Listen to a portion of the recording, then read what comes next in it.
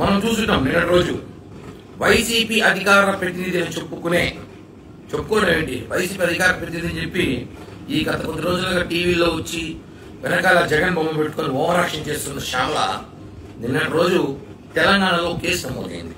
అది ఎట్లాంటి కేసు అంటే, యువకులని టార్గెట్ చేసి ఏదైతే బెట్టింగ్ యాప్స్ పేరుతో బలి తీసుకుంటుందో దాన్ని ప్రమోషన్ చేయడం. ఈమె ఒక అధికార ప్రతినిధి పార్టీకా, లేదా బెట్టింగ్ యాప్స్ ప్రమోషన్ చేయడం అధికార ప్రతినిధా? చెప్పండి. ప్రతి ఒక్కరి వ్యక్తిగత విషయాలు, ప్రతి ఒక్కరి వ్యక్తిగత జీవితాలు ఈమె వేలు పెడుతుంది. వాళ్ళని నరికేయాలి, వాళ్ళని తాకతీయాలి, తొక్కి పెట్టాలంటుంది. ఇప్పుడు ఈమెను ఏం చేయాలి చెప్పాలి, వైసీపీ పేటీఎం కానీ చెప్పాలి ఇప్పుడు. ఎందుకంటే బెట్టింగ్ యాప్స్ ఎంతమంది నేరం తెలుసు, ఎంతమంది బలైపోతారో తెలుసు.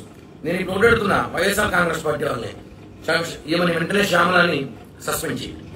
అధికార ప్రతినిధి ఉన్న అర్హత హోదా లేదు కాబట్టి సస్పెండ్ చేయండి. ఏమి సస్పెండ్ చేసి మాట్లాడండి, అంతేగాని ప్రతి ఒక్కరి విషయాలు మాట్లాడడం కాదు కదా.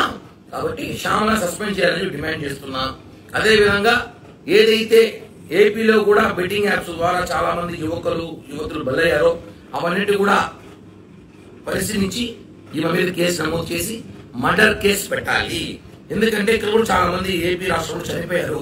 వాటికన్నా కూడా ఈ బెట్టింగ్ ప్రమోషన్ కారణం కాబట్టి ఏవైతే తెలంగాణలో కేసులు నమోదయ్యాయో దానికి సంబంధించి ఈ ఆంధ్రప్రదేశ్ రాష్ట్ర వైఎస్ఆర్ కాంగ్రెస్ పార్టీకి అధికార ప్రతినిధి ఉందో ఈవిడ కూడా కారణం అయి ఉంటుంది. కాబట్టి ప్రమోషన్ వల్ల ఈమెను చూసి ఇన్స్పైర్ అయ్యి చాలా మంది ఇన్స్పైర్ లాగా ఏమో చెప్తుంది కదా, ఇన్స్పైర్ అయ్యి బెట్టింగ్ లాపాడి చాలా మంది ఆస్తులు పోగొట్టుకొని ప్రాణాలు తీసుకున్న సైతం చూస్తున్నాం.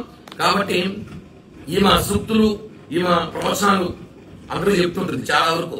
ఇవన్నీ సోది పక్కన పెట్టి శ్యామల గారు కూడా అన్నది. ఎందుకంటే గారు అనే గొప్ప నేను చేయట్లేదు.